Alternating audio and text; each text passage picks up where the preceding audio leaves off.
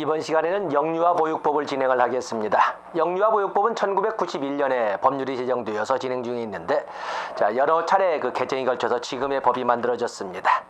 그래서 이것은 2015년도 5월 개정까지 반영을 해서 정리한 법이 되겠는데, 527페이지 오면 527페이지는 우리가 정의와 그리고 보육이념을 볼 필요가 있습니다. 정의에 보면은 다른 건 그렇다 치고 영유아라고 하는 그 정의는, 영유아라고 하는 것은 6세 미만의 취약전 아동을 6세 미만의 취약전 아동을 영유아라고 부릅니다. 또 이 존에는 보육시설이라고 했습니다. 이는 보육시설이라는 말을 쓰지 않고 어린이집이라고 부른다는 것도 같이 알아주시면 되겠습니다. 다음에 영유아 보육법의 보육이념은 영유아 이익 최우선의 원칙에서 영유아의 이익을 최우선적으로 고려해야 된다는 영유아 아동 그 복지법에서 나온 것처럼 아동 이익 최우선의 원칙이 있는 것처럼 영유아 이익 최우선의 원칙을 첫 번째 보육이념으로 집어넣고, 또 영유아나 아동이나 똑같이 쾌적한 환경에서 건강하게 성장할 수 있도록 해야 된다. 당연한 거 아니겠습니까? 그리고 어떠한 종류의 차별도 받아서는 아니 된다. 역시 차별 금지의 이념도 똑같이 있는데, 1, 2, 3번은 아동복지에서 나왔던 표현을 약간 다른 그 변형을 통해서 이렇게 같은 이념을 다른 표현으로 이렇게 정리를 한 걸로 보입니다. 528페이지로 가서 보시면 528페이지에 가서 보시면 2번에 보육책임의 보육정책조정위원회가 있습니다.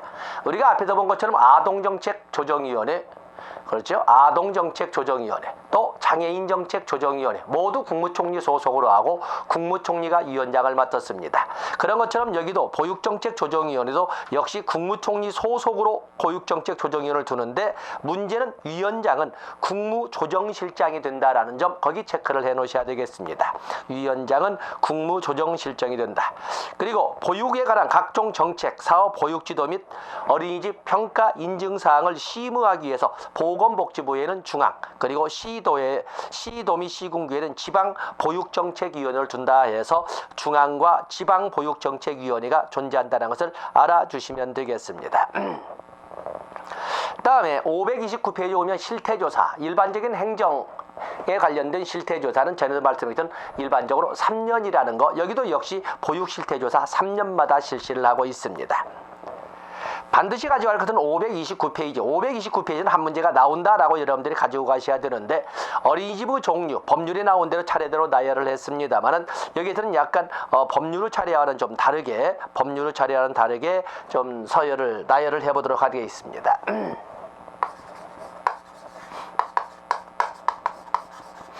어린이집에는 사회복지법인 어린이집, 사회복지법인 어린이집, 또 법인단체 등 어린이집, 법인단체 등 어린이집. 다음에 세 번째가 민간 어린이집, 그냥 어린이집 쓰겠습니다. 또 네 번째는 국공립 어린이집,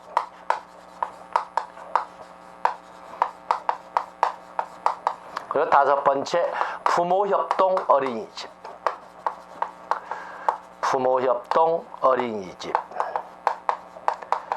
다음에 가정 어린이집,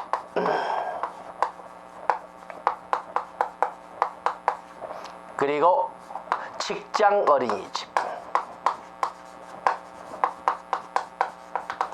이렇게 7개의 종류가 있습니다. 사회복지법인 어린이집과 법인단체 등 어린이집, 민간 어린이집은 상시 영유아 21명 이상이어야 합니다. 상시 영유아 수 21명 이상. 그에 비해서 국공립 어린이집과 부모협동 어린이집은 상시 영유아 수 11명 이상이 되겠습니다. 상시 영유아 수 11명 이상. 그에 비해서 가정 어린이집은 상시 영유아 수 5명 이상, 5명에서 20명까지로 이렇게 규정되어 있습니다. 그리고 직장 어린이집은 상시 영유아 수 5명 이상으로 이렇게 법정화되어 있습니다. 그렇게 해서 어린이집의 종류, 어린이집 영유아 보육법 제10조의 어린이집 종류를 약간 법률 차례와는 다르게 있지만 상시 영유아 수를 이렇게 규정하고 있다는 걸 알아주시면서 거기 보면 직장 어린이집, 직장 어린이집이라고 하는 것은 사업주가 거기 529페이지 사업주가 사업장 근로자를 위하여 설치 운영하는 어린이집, 당연히 직장 어린이집이 되겠지요. 요즘 사직 규제가 강화되고 있습니다. 그뿐만 아니라 국가나 지방자치단체장이 소속 공무원을 위하여 설치 운영하는 어린이집도 역시 직장 어린이집이 되겠습니다. 그렇기 때문에 국공립 어린이집이라는 착각을 해서는 안 됩니다. 국공립 어린이집이라고 하는 것은 국가나 지방자치단체가 설치 운영하는 어린이집으로 영유아에 대한 자격 제한이 없습니다. 그러나 국가나 지방자치단체장이 소속 공무원을 위하여 설치 운영하는 어린이집은 직장 어린이집으로 분류된다는 것을 꼭 여러분들이 구별해 주셔야 되겠습니다. 다음에 국공립 어린이집, 국공립 어린이집, 국가나 지방자치단체는 국공립 어린이집을 설치 운영해야 됩니다. 그러나 밑에서 둘째 줄 국공립 어린이집 이외에 어린이집을 설치 운영하고자 하는 자는 특별자치도지사, 시장, 군수구청장의 인가를 받아야 한다. 바로 국공립 어린이집 이외에 어린이집을 설치 운영하고자 하는 자, 이 특별자치도지사, 시장, 군수구청장의 인가사항이라는 것 꼭 가지고 가셔야 됩니다. 다음에 530페이지로 넘어가 보시면 직장 어린이집이 나와 있습니다. 이 직장 어린이집 보면 직장 어린이집은 대통령령으로 정하는 일정 규모 이상의 사업장 사업주는 직장 어린이집을 설치하여야 한다. 이 대통령령, 그래서 영유아 보육법 시행령에 보면은 이 대통령령으로 정하는 일정 규모라고 하는 것은 상시 근로자 500명 이상 또는 상시 여성 근로자 300명 이상인 사업장을 말하고 있습니다. 그래서 원칙은 직장 어린이집을 설치하여야 하지만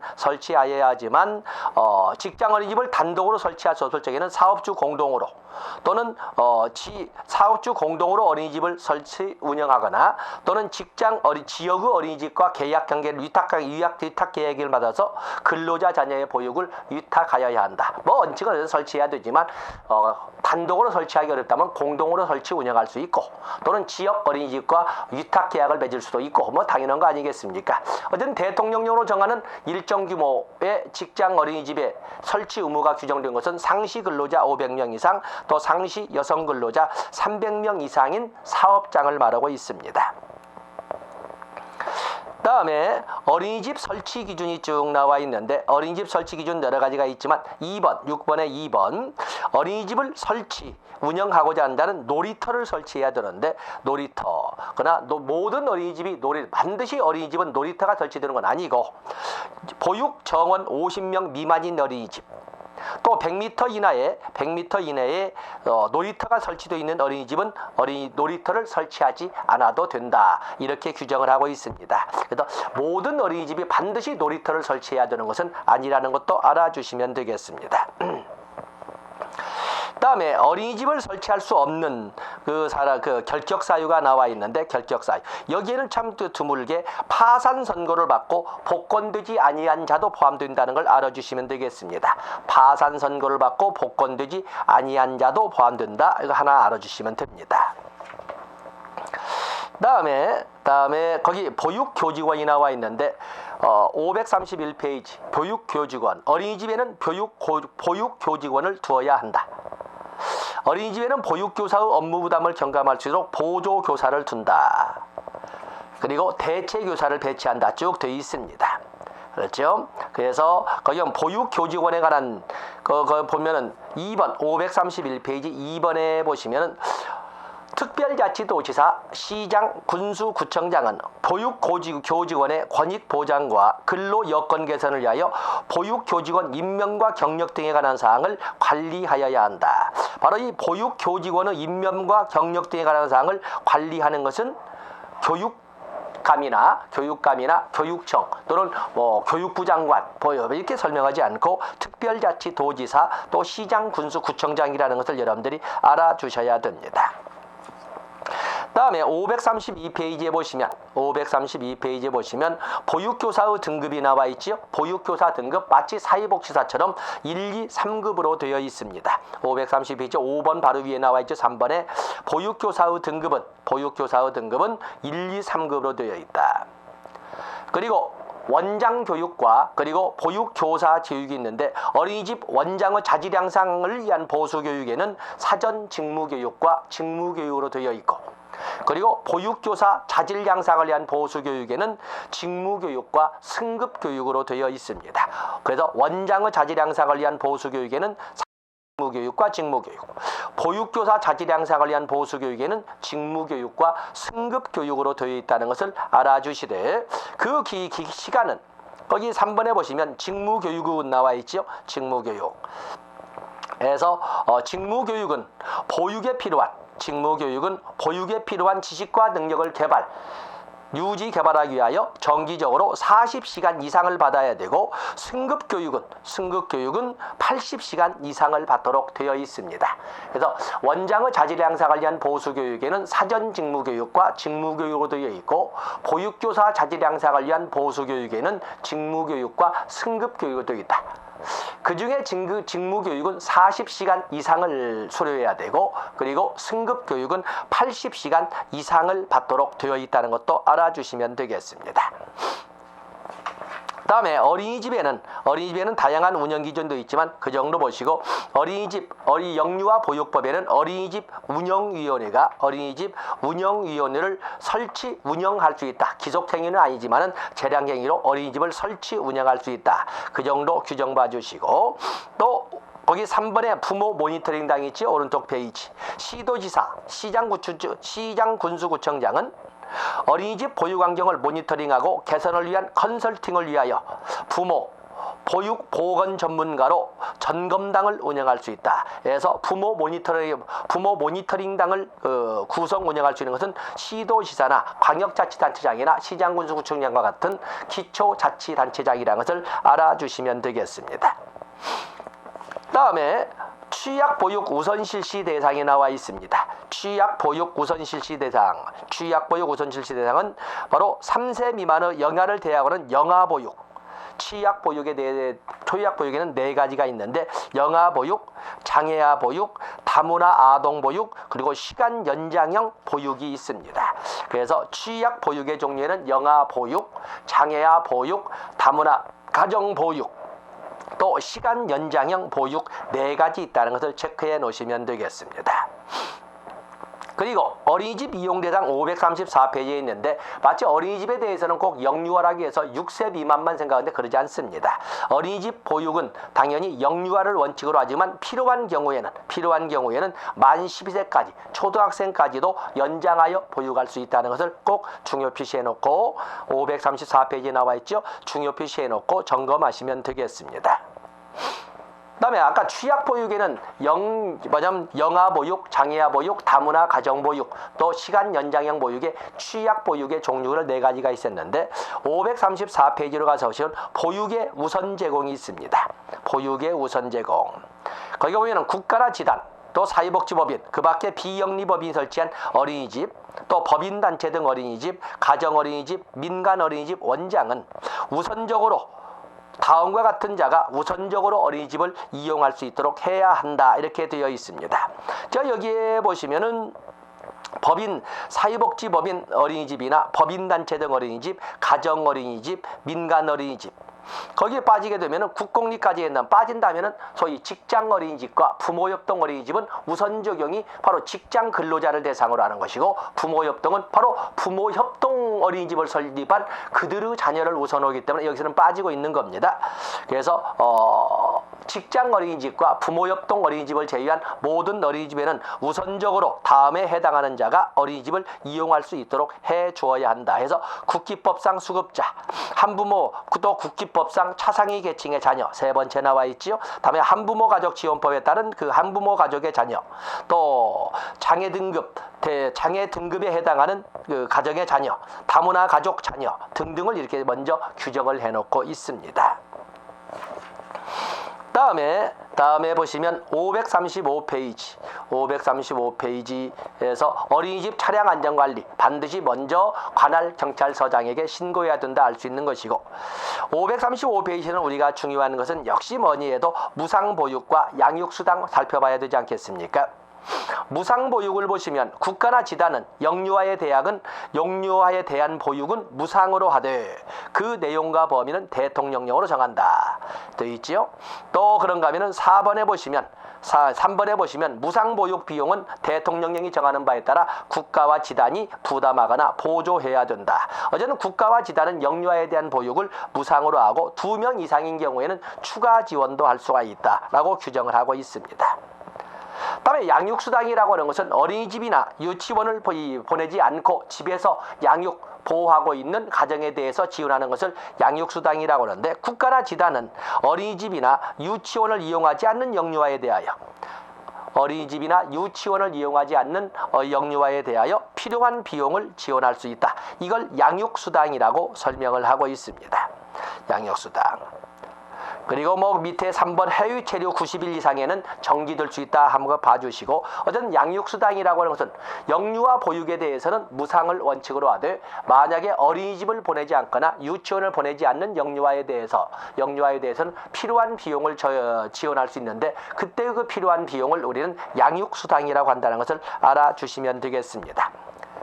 그리고 여기 보면은 이렇게 양육수당을 신청할 적에는 제일 밑에 줄 서면제줄 신청할 적에는 금융정보, 신용정보, 보험정보에 대한 보험정보 제공에 대한 서면을 제출해야 된다. 그래서 이 양육수당을 신청하기 위해서는 반드시 자산조사에 동의한다는 서면을 제출해야 된다는 것도 여러분들이 꼭 알고 있어야 되겠습니다. 다음에 거기 세제지원 536페이지 세제지원 해서 조세감면 쭉 알아보시면 되겠습니다. 영유아 보육법에서는 이런 정도면은 충분히 여러분들 시험 보는데 부담 없이 읽어볼 수가 있습니다. 그래서 범위를 줄인 것이고, 다음에 536페이지 거기 보면 한부모 가족 지원법이 나와 있습니다. 한부모 가족 지원법이 나와 있는데, 한부모 가족 지원법에서는 우리가 먼저 접근할 것이 537페이지에 있는 정의가 되겠습니다. 도대체 한부모 가족 지원법에서 부와 모, 한부모 가족 지원법상 모나 부는 뭔가라고 할 적에 거기에는 기억에서 4번에 1번에 기억에서 미음번까지 나와 있지요. 배우자, 한부모라고 해서 꼭 한부모만 있어야 된다는 것은 말하는 것은 아닙니다. 그래서 배우자와 사별 또는 이혼 또는 배우자로부터 유기된 자로서 아동인 자녀를 양육하는 자, 또 정신신체의 장애로 장기간 노동 능력을 상실한 배우자를 가진 자로서 아동인 자녀를 양육하는 자, 또 시설에 입소한 배우자 또는 병역 법무적인 배우자를 가진 자로서 아동인 자녀를 양육하는 자, 또 미혼자, 근데 이 미혼자로서 아동인 자녀를 양육하는 자, 그러나 사실혼 관계는 법률적으로 결혼 관계로 보호를 해준다고 하기 때문에 사실혼 인정한다. 미혼자로서 아동인 자녀를 양육하는 자, 기타 이렇게 되어 있습니다. 그래서 한부모 가족상 부나 모라고 할 때는 꼭 한부모만 있어야 된다는 건 아니고 한부모나 다름없는 경우도 포함되고 있다는 것을 알아주시면 됩니다. 그다음에 청소년 한부모라고 하는 것은 24세 이하의 모나 부를 말한다. 24세 이하라는 것을 알아주시면 되겠습니다. 다음에 7번에 보시면 6번의 아동이라는 것은 18세 미만을 말하는 것이고, 7번의 지원기관이라는 것은 지원을 행하는 국가나 지단을 의미한다. 그 정도 보시면 되겠습니다.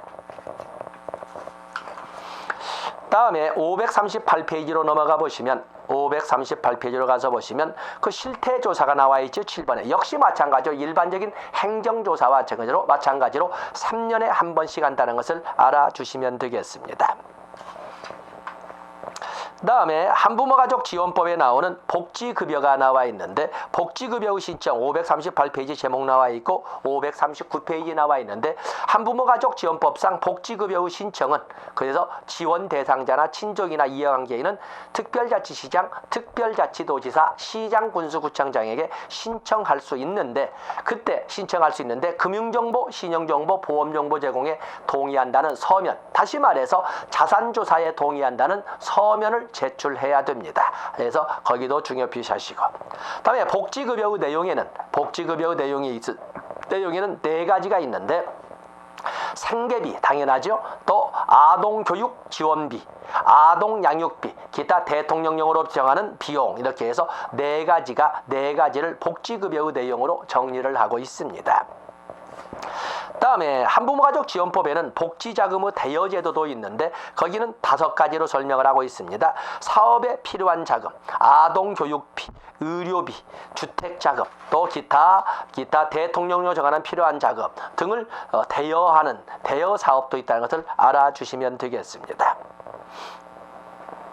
다음에 한부모가족지원법상 지원을 보면은 가족 지원 서비스도 있고 자녀 양육비 이행 지원도 있고 국민주택 분양 및 임대 지원도 있다는 거 해서 540페이지 제목으로 봐주시면 됩니다. 541페이지 오면 한부모가족 복지시설이 나와 있는데 한부모가족 복지시설은 크게 5가지, 모자가족 복지시설, 부자가족 복지시설, 미혼 모자가족 복지시설, 그리고 한부모가 일시지원 복지시설과 한부모가족 복지상담소, 이렇게 크게 5가지가 있습니다. 모자가족, 부자가족, 그리고 미혼 모자가족 복지시설에는 공통된 지원으로서 2가지가 똑같은 직원이 2가지가 있습니다. 기본생활지원과 공동생활지원이 공통적으로 존재를 합니다. 그리고 모자가족 복지시설과 부자가족 복지시설에는 거기 2가지에는 자립생활지원이라고 하는 것이 별도로 이렇게 존재한다는 것도 알아주시면 됩니다. 그것은 자립생활지원이라고 할 적에는 자립욕구가 강한 모자가족이나 부자가족의 일정 기간 주거를 지원하는 것을 자립이란 단어가 나와 있고 일정이란 단어가 나와 있고 그리고 주거를 지원하는 것이 자립생활지원입니다. 그에 비해서 기본생활지원이라는 것은 생계가 어려운 모자가족, 부자가족, 또 미혼 모자가족 또는 미혼 여성의 임신 출산에 관련된 이런 다양한 것을 위하여 일정 기간 동안 주거와 생계를 지원하는 것은 기본생활지원이 되겠습니다. 그에 비해서 공동생활지원은 독립생활이 어려운 모자가족이나 부자가족이나 또 그런가 하면은 미혼 모자가족에 대하여 공동생활을 통하여 자립준비를 할 수 있도록 주거 등을 지원하는 것을 공동생활지원이라고 합니다. 또 공통적으로서는 기본생활지원, 공동생활지원이 있고 모자가족 복지시설과 부자가족 복지시설에는 자립생활지원이 있다라는 것을 체크해 주시고 또 한부모가족 복지시설도 역시 마찬가지로 사회복지사업법에 의거해서 국가나 지방자치단체 유유자가 한부모가족 복지시설을 설치 운영하고자 할 적에는 541에서 542페이지로 넘어가 보시면 역시 똑같이 특별자치시장, 특별자치도지사, 시장, 군수구청장에게 신고하면 됩니다. 사회복지사업법상 원칙과 똑같다는 것을 알아주시면 되겠습니다. 다음에 권리구제에 관한 것이 나와 있는데 그 심사청구, 복지실시기관에 대하여 심사청구를 할 수가 있습니다. 자, 그 정도 보시면 되겠고 다음에 가정폭력 방지 및 피해자 보호에 관한 법률을 간단하게 본다면 출제 비중은 거의 없다고 보겠지만 몇 개만 살짝 체크를 해본다면은 거기 보시면은 543페이지 가정폭력 방지 및 피해자 보호 등에 관한 법률이 나와 있는데 거기 543페이지에 가정폭력 실태조사 똑같이 3년마다 한 번씩 한다는 거 3년마다 누가 여성가족부 장관이 3년마다 가정폭력 실태조사를 한다는 것을 알아주시면 되겠습니다. 다음에 넘어가 보시고 다음에 544페이지에 오면 가정폭력 상담소 국가나 지단은 가정폭력 관련 상담소를 설치 운영할 수 있다. 국가나 지단 의유자가 상담소를 설치 운영하려면 역시 사회복지사업법 원칙에 의해서 사회복지시설 신고사항처럼 신고하여야 특별자치도지사 시장군수구청장에게 신고하여야 한다라는 거 봐주시면 됩니다. 그런데 사회복지사업법에 의해서 사회복지시설은 신고사항인데 그렇기 때문에 가정폭력 관련 상담소도 역시 국가나 지단 유유자가 설치 운영할 적에는 신고사항인데 쭉 내려보시면 보호시설이 있습니다. 보호시설. 그래서 가정폭력 피해자 보호시설을 설치 운영할 적에는 국가나 지단은 당연히 가정폭력 피해자 보호시설을 설치 운영할 수 있지만 사회복지법인이나 그 밖의 비영리법인은 비영리법인은 사회복지 시설임에도 불구하고 이것은 시장군수구청장의 인가를 받아야 합니다. 마치 우리가 어린이집 그러면 어린이집도 여기 사회복지 시설인데도 불구하고 어린이집도 어떻게 합니까? 시장군수구청장의 인가를 받아야 하지 않습니까? 그런 것처럼 가정폭력 피해자 보호시설도 역시 국가나 지단이 아닌 자가 설치 운영하고자 할 적에는 시장군수구청장의 인가를 받아야 합니다. 그리고 반드시 상담원을 두어야 한다는 것도 봐주시면 됩니다. 545페이지 오면 가정폭력 피해자 보호시설에는 4가지가 있는데 단기보호시설 6개월입니다. 단기보호시설 6개월, 장기보호시설 2년, 그리고 외국인 보호시설, 장애인 보호시설 이렇게 가정폭력 피해자 보호시설로서는 4가지가 있다. 6개월 이내의 단기보호시설, 2년 이내의 장기보호시설, 그리고 외국인 보호시설과 장애인 보호시설 4가지가 있다는 걸 봐주시되 단기보호시설만 6개월이고 장기, 외국인, 그리고 장애인 보호시설은 2년의 범위로 이렇게 설정을 하고 있다는 것을 알아주시면 되겠습니다. 다음에 546페이지에 보시면 가정폭력 관련 상담원, 가정폭력 피해자 보호시설에는 544페이지 제일 밑에 본 것처럼 상담원을 두어야 한다고 그랬죠. 시장군수구청장의 인가를 받아야 하되 상담원을 두어야 한다라는 것을 설명했습니다. 바로 이런 것이 546페이지 가정폭력 관련 상담원 교육훈련 시설이 있습니다. 국가나 지단은 상담원에 대하여, 가정폭력 관련 상담원에 대하여 교육훈련을 실시하기 위하여 가정폭력 관련 상담원 교육훈련 시설을 설치 운영할 수 있다. 국가나 지단 의무자가 교육훈련 시설을, 가정폭력 상담원 교육훈련 시설을 설치 운영할 자는 시장군수구청장에게 신고하면 된다라는 것을 하고 있습니다. 거기 보면 가정폭력 관련 상담원 교육훈련 시설로서 설치할 수 있는 사람은 학교법인, 법률구조법인, 사회복지법인, 그리고 비영리법인 등이 있다라는 것을 알아주시면 되겠습니다. 다음에 그 외에도 다양한 지원이 있는데 그 정도 보시면 되겠고, 그리고 547페이지에 오면 인가후 취소 6번의 감독의 인가후 취소가 나와 있지요. 인가후 취소가 나와 있는데 거기 보면 시장군수구청장은 상담소, 보호시설 또는 교육훈련시설을 아래와 같은 사정에 해당하게 되면 시설 폐쇄, 업무 폐지, 또 6개월 범위의 업무의 정지를 명하거나 인가를 취소할 수 있다. 역시 마찬가지로 아까 544페이지 본 것처럼 시장군수구청장의 인가를 받아 설치 운영할 수 있기 때문에 인가후 취소나 시설 폐쇄나 업무 폐지 또 6개월의 영업 정지 모두 시장군수구청장이 행할 수 있다는 것을 분명히 하고 있습니다.